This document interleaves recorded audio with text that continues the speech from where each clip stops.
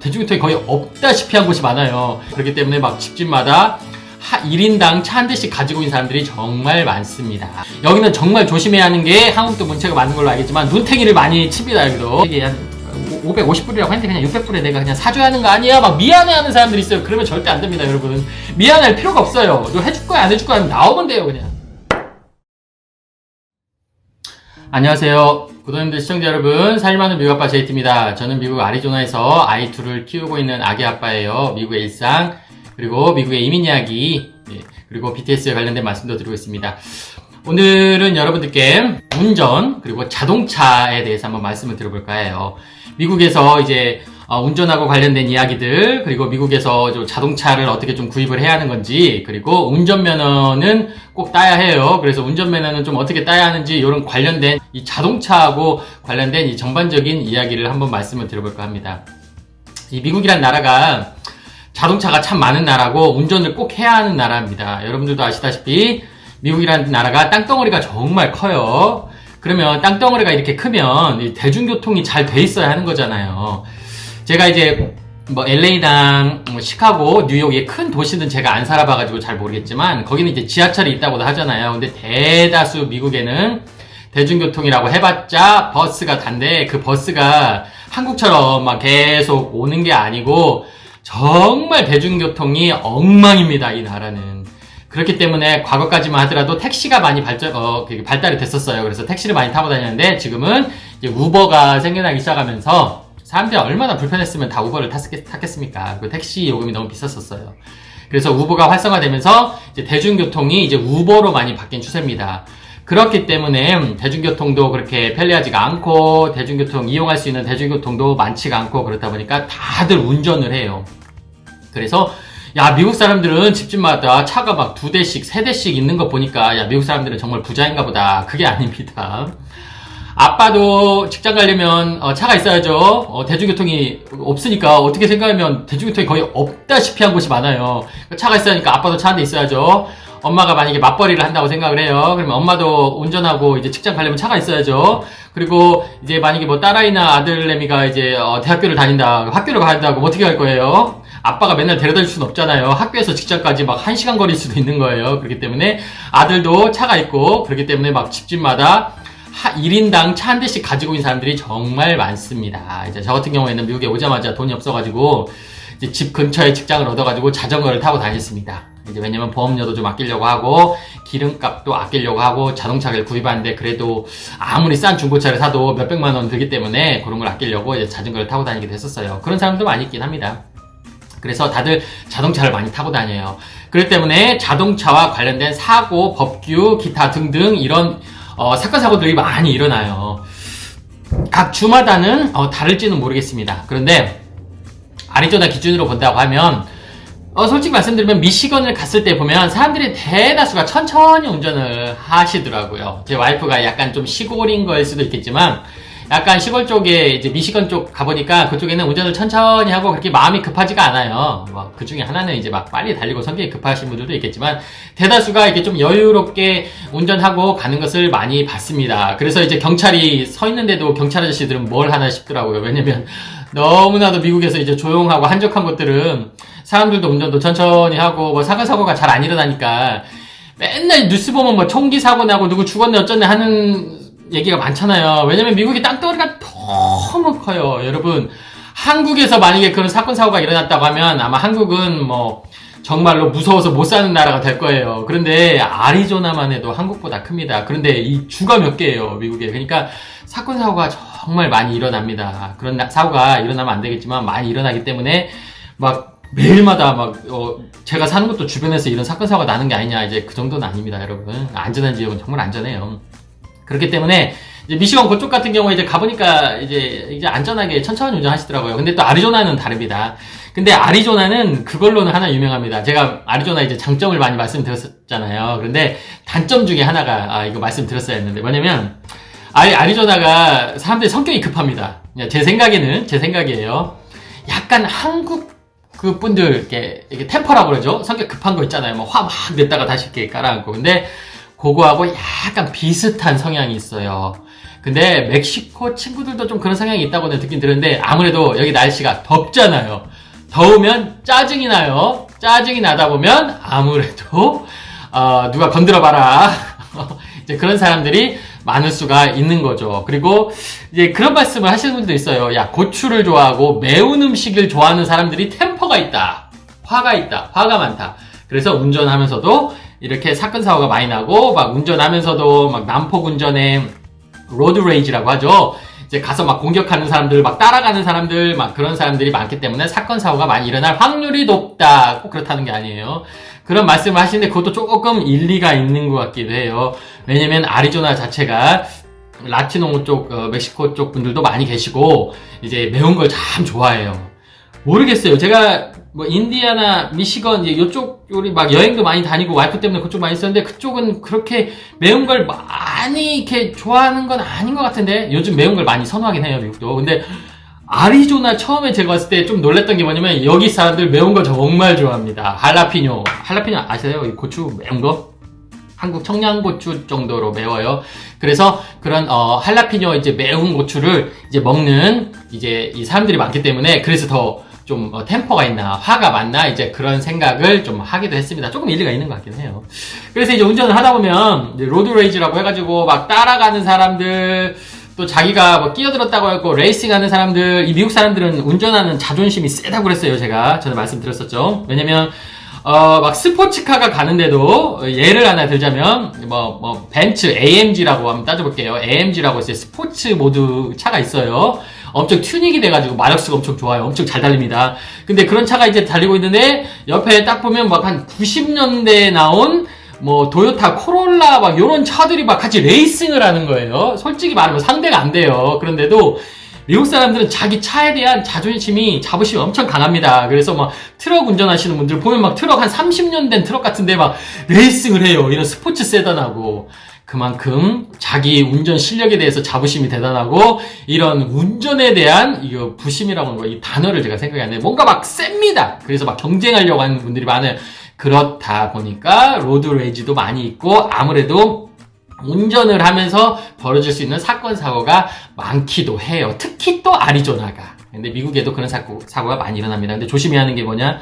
총이 있잖아요. 이 나라는. 그렇기 때문에 이 사람이 마약을 했는지 약간 좀 똘끼가 있는 건지 정신적으로 질환이 있는 건지 모르잖아요. 괜히 시비 붙었다가 총 쏴버리면 어떡합니까? 그래서 정말 조심을 하긴 해야 돼요. 미국에서는.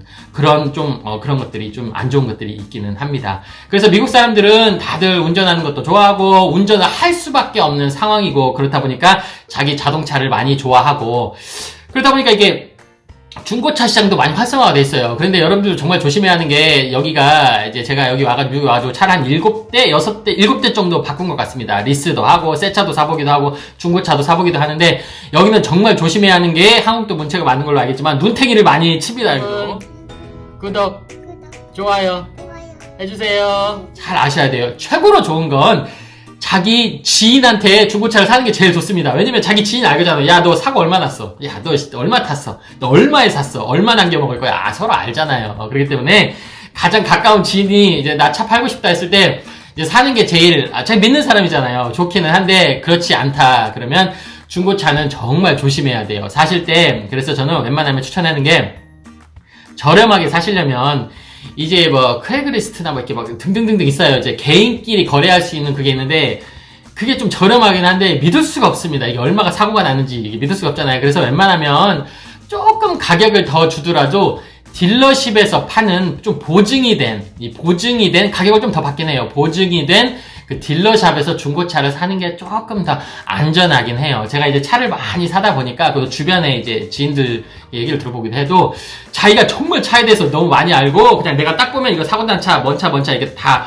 100% 내가 안다. 그래서 나는 1대1 거래도 가능하다.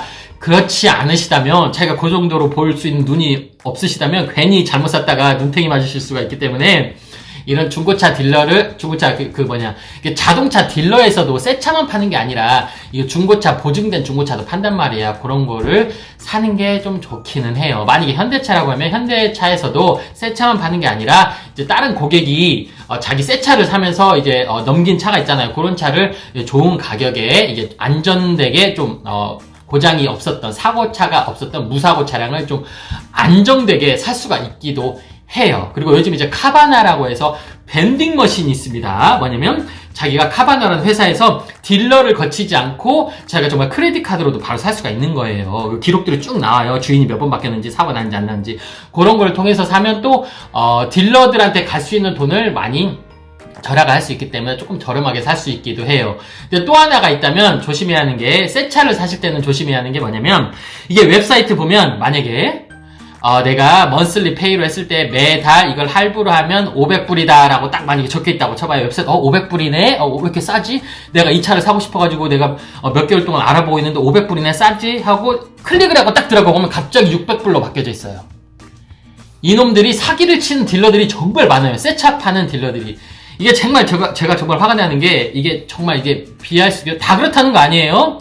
누가 나한테 소송 걸려나? 다 그럴 수 있다고 하는 거 아닌데, 솔직히 말씀드리면 좀 럭셔리 세단, BMW, 아우디, 벤츠 등등 좀 럭셔리 차량들은 요런 것 가지고 좀 장난을 잘 안 쳐요. 왜냐면 괜히 장난쳤다가 자기 브랜드 이미지가 깎이기 때문에 요런 거 바로 신고해버릴 수가 있어요. BMW 요런 데다 신고해버리면 그 딜러샵 같은 게 별 맥이거든요. 그런 거 이제 낮게 먹여버리면 타격이 크기 때문에 이제 얘네들은 웬만하면 그런 거 갖고는 잘 장난을 안 쳐요.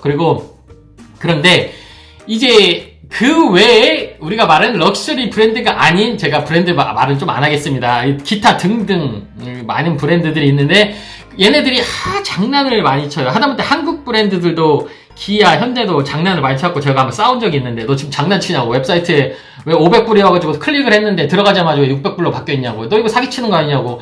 아무튼 이거 바보로 하는, 그러니까 근데 그걸 또 당하는 미국 사람들이 많아요. 미국에는 정말로 똑똑한 분들만 있는 게 아니라 이 넘버에 약한 사람들이 정말 많아요. 그렇기 때문에 정말 많이 당할 수가 있어요. 근데 결국에는 500불인 걸, 이게 웹사이트 500불이네? 싹 클릭하고 들어가 봤더니 600불로 바뀌어있어요? 또 그것도 모르고 있다가 딜러십 가가지고, 싸다! 갔는데 정작 사기에는 막 800불, 750불에 그 차를 사는 분들이 많습니다. 이 딜러한테 당해가지고. 눈탱이를 맞는 거예요. 왜냐면 넘버가 약하기 때문에. 막 이래 따지고 하면 막 복잡하니까, 그래. 이거 싼 거야. 이런 식으로 당한 사람들이 많아요. 근데 한국 분들은 혹시라도 그런 상황이 생기면 철저하게 넘버를 확실하게 체크를 해야 하는 거예요. 그리고 확실하게 말하는 거예요. 내가 네 웹사이트 보니까 너 500불이라며. 이 가격 해줄 수 있어? 딜러비 얼마 받을 건데? 텍스 포함해서 정확히 얼마야? 정확히 나한테 가격을 얘기를 해. 그러니까 너한테 지금 말하는 게 500불이라고 적혀 있으면 너 딜러 차지 뺀 거고, 그리고 또 텍스도 뺀 거고, 다 뺀 거잖아. 그럼 다 합했을 때 얼마야? 나도 그것까지는 아니까 500불이면 500불 100% 아니니까, 그럼 다 합하면 550불에 나한테 해줄 수가 있어? 그럼 해줄 수 있어? 없어? 그럼 전화로 말을 하는 거예요. 그러면 해줄 수 있으면 나 너 딜러샵 간다. 너 해줄 수 없으면 나한테 말하지 마. 나 딜러샵 가가지고 이 가격이 안 해주면 바로 나올 거야. 그러니까 얘네들이 해줄 수 있다고 해놓고 나서 딜러샵을 가면 550불이 아니라 600불, 650불, 700불 자꾸 시간을 끌면서 눈탱이를 쳐요. 미안해하는 사람들 있잖아요. 막 이 딜러가 나한테 이렇게 시간을 쏟았는데 웬만하면 그냥 이 가격이 한 550불이라고 했는데 그냥 600불에 내가 그냥 사줘야 하는 거 아니야? 막 미안해하는 사람들이 있어요. 그러면 절대 안 됩니다, 여러분. 미안할 필요가 없어요. 너 해줄 거야, 안 해줄 거야? 나오면 돼요, 그냥. 그런 식으로 딜러샵을 여러 개 있다고 하면 여러 개 그냥 막 딜을 해가지고 너 500불이야? 그럼 세금까지 다 포함해서 얼마 해줄 수 있어? 550불에 해줄 수 있으면 나 오늘 간다. 그러면 해줄 수 있다고 하면 딱 가는 거예요. 그러면 또 다른 또 딜러샵에 전화를 하는 거예요. 똑같은 회사. 이렇게 하고 너 얼마 해줄 거야? 너는 540불 해줄 거야? 그럼 540불 해준다고 하면 또 다른 데 가가지고 그러면 얼마 해줄 거야? 그러면 550불 안 돼. 우린 540불도 안 돼. 560불? 그래 그럼 너는 말아. 550불에 540불 해준다고 하는데 굳이 너한테 내가 살 필요가 없잖아. 이런 식으로 해가지고 550불이나 540불에 딜을 할 수 있는 거예요. 근데 550불을 해준다고 해가지고 한번 가봤는데 얘네가 550불이 아니고 갑자기 570불을 불러요. 그러면 알았어. 너 거짓말 했잖아. 나 나올 거야 하고 나오면 되는 거예요. 그러고 나서 540불 해준다는 사람 있잖아요. 그 사람한테 가는 거예요. 야, 내가 저기 갔는데 내가 550불에 해준다고 해갖고 갔는데 솔직히 말할게. 내가 550불에 해준다고 해갖고 갔는데 570불을 불렀어. 야, 사기친 거야. 나 그래서 기분 나빠갖고 나왔다고. 너 540불에 해준다고 했잖아. 그럼 540불에 해주면 나 이 자리에서 바로 너한테 사인할게. 그리고 걔네들은 무조건 그 가격에 줍니다. 왜냐? 이 사람이 보통 사람이 아니라는 걸 알기 때문에 540불 안 주면 얘 바로 나간다. 기분 나빠서. 그걸 알아요. 그러면 또 다른 사람한테 뺏기는 거잖아요. 근데 얘가 그런 경험이 있기 때문에 540불 해주면 지금 바로 사인을 해주겠구나라는 그 촉이라는 게 있어요. 얘는 딜러들도. 그렇기 때문에 540불에 해줍니다. 그러면 그 자리에서 바로 사인 하시면 돼요. 거기서 또 막 또 요구를 하면 이제 쌈나요. 거기까지는 하면 안 되는 거고요.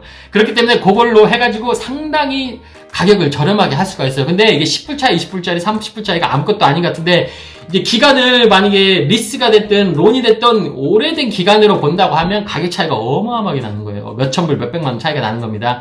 그래서 그런 식으로 자동차 딜을 할 수도 있습니다. 아, 여러분. 제가 자동차 얘기를 하다가 운전면허 따는 이야기, 이런 얘기도 하는데, 딜러 얘기하다가 내가 시간을 너무 쏟아버렸어요. 내가 다음 편에 이어서 제가 어떻게 하면 또 이렇게 뭐 이런 관련된, 자동차와 관련된 이야기하고 운전면허 따는 방법, 뭐 이게 관련된 이야기 2편으로 한 번 더 만들어 드릴게요. 영상이 너무 길어가지고 영상을 여기서 잘리겠습니다. 죄송합니다. 그러면 좋은 주말 보내시고, 저는 다음 영상에서 다시 찾아뵙도록 하겠습니다. 살림하는 미국아빠 제이였습니다. 감사합니다. 보셨다면 좋아요, 구독 부탁해요.